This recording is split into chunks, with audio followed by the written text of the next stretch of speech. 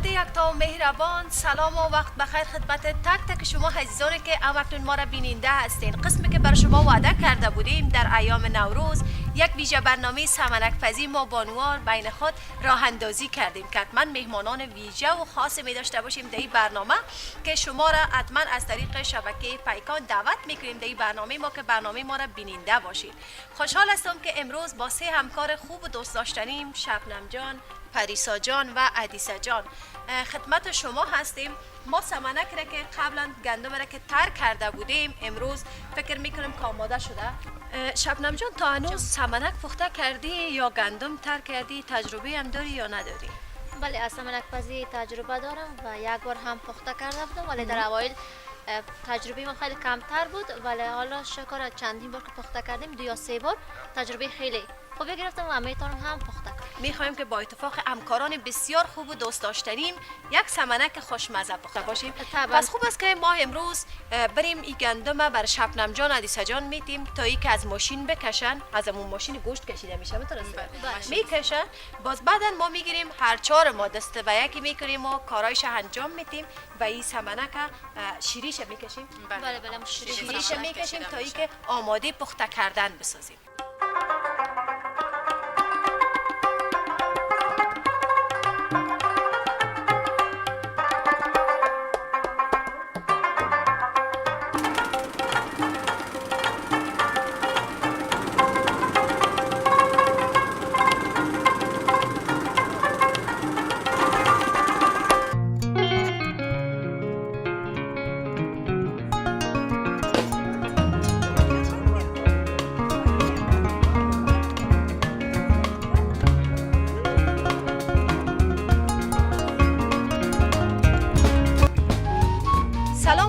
خدمت تک تک شما عزیزانی که اکنون ما را بیننده هستین. قسمی که در جریان هستین میله سمنک پزی داریم و دوستا و همکارا را دور هم جمع کردیم. زحمت زیاد داشت سمنک پزی.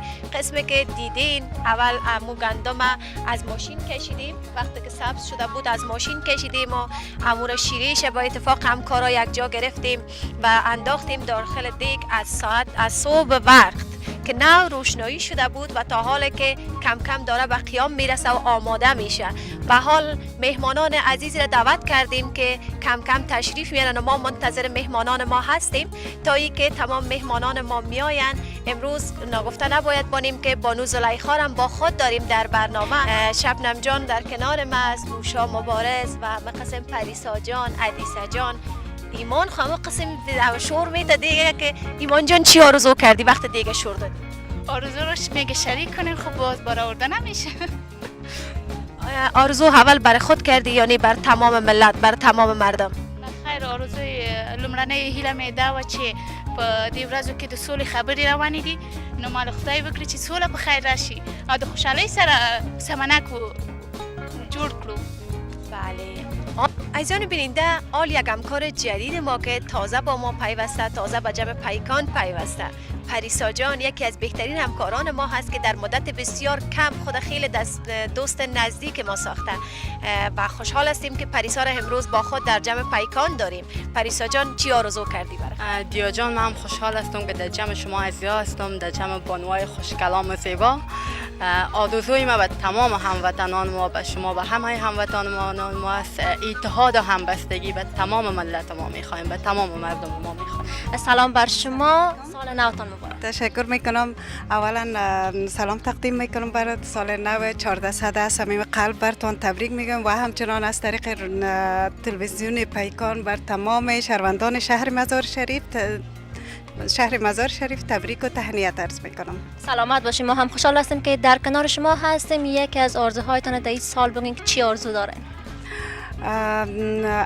البته آرزوی ما صلح و امنیت و برابری و برادری و خوشبختی و آرامش بر تمام شهروندان ماست.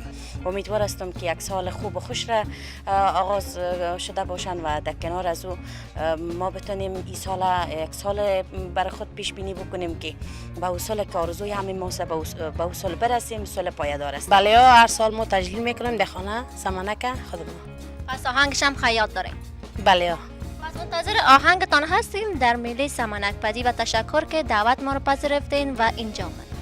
میله سمنک پزی یک از عنعنات کشور ماست که زنها همیشه همه ساله این میله را همچه میله را برام اندازن. واقعا از میله های باستانی کشور ماست و این را همیشه به فال نیک میگیرن. امسال ما شما که جمع شدیم به می که این میله سمنک بتانه که با صلح را به خیر در وطن ما بیارن. خوش آمدین. سلام بر شما. سال نوتان مبارک. تشکر. سال نو شما و سال نو تمام دستندرکاران تلویزیونتان و همچنان از طریق شما برای فامیلایتان و همشهریان شهر مزار شریف بازتیر شده به افغانستان دیگه مبارک باشه. سلامت باشین بانوی قهرمان. خیلی خوشحال هستم که شما در کنار ما هستین. بزرگترین آرزویتان در این سال نو چی است؟ بزرگترین آرزوی من در این سال نو صلح امنیت است. یک امنیت سراسری، یک صلح سراسری که در افغانستان ما بیه، اما ما دیگه هیچ نیاز به هیچ چیز نداریم. با امید هستی که همه مردم افغانستان با یک صلح پایدار و با عزت امرویشون بکنه. سلامت باشین. سپاس از اینکه آمدین و ما هم خیلی خوشحال هستیم که در کنار شما هستیم. باز هم خوش آمدین. حال هستم که هر لحظه با شما هستم. کوشش کنین ما را دنبال بکنین و هر لحظه با پیکان باشین. خوشبختانه بانوان قهرمان را با خود داریم امروز در مراسم سمنک پزی که همیشه پشتوانی ما بوده و ما توانستیم که آزادانه صدا بلند بکنیم و بیایم در تصویر سخن بگوییم. یک سال نیکو، یک سال پربار به تمام هموطنان باشه. امروز هم دعا کردیم که خداوند سال پیش رو را یک سال با سال آرامش و بدور از هر رنج و درد بر مردم افغانستان داشته باشه. امروز میله سمنک پزیست بانو یک آهنگ امو سمنک بشنیم. میله سمنک بدون آهنگش نمیشه. پس خوب است که زلیخا یک آهنگ سمنک بر ما زمزمه بکنه و بخوانه. اگر نوازنده هم ما را همراهی بکنه خیلی خوب میشه.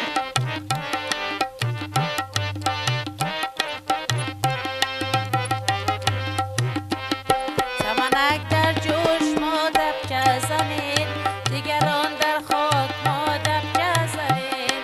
سمنک در جوش ما دبچه زنید، دیگران در خاک ما دبچه زنید. دیگران در خاک ما دبچه زنید.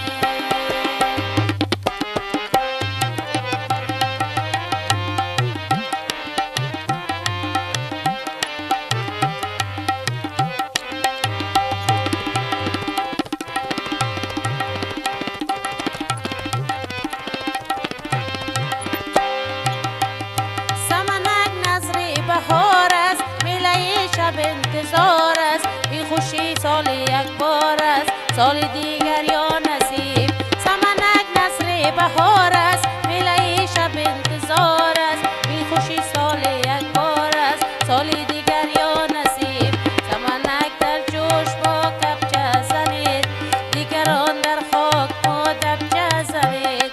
سمنک در جوش ما کبچه زنید، دیگران در خاک ما دبچه زنید.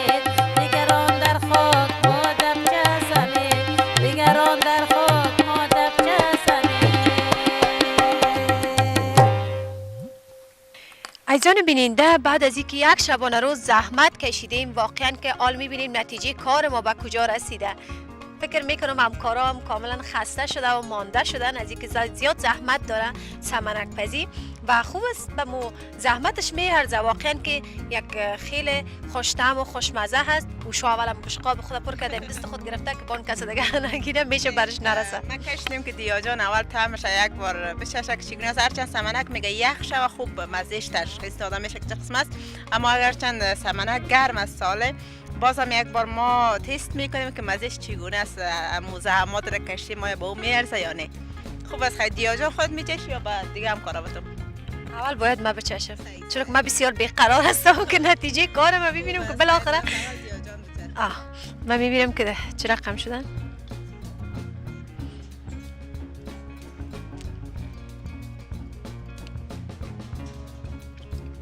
هیچ حرف نداره واقعا که تمام همکارانم سپاس از تمام شما که تا حال ما را دنبال کردین. این بود ویژه برنامه سمنک پزی که تقدیم شما کردیم. امیدوار هستیم خوشتان آمده باشه و لذت برده باشین. رسیدیم بعد دقایق پایانی برنامه. ناگزیر هستیم با شما خداحافظی کنیم. سال پر از خوشی و خوشبختی داشته باشین. سال پر از آرامش داشته باشین. انشالله که در سالی که در پیش رو هست هیچ خانه پر غم نباشه. شبهایتان برات، روزهایتان عید باشه. خدا نگهدار.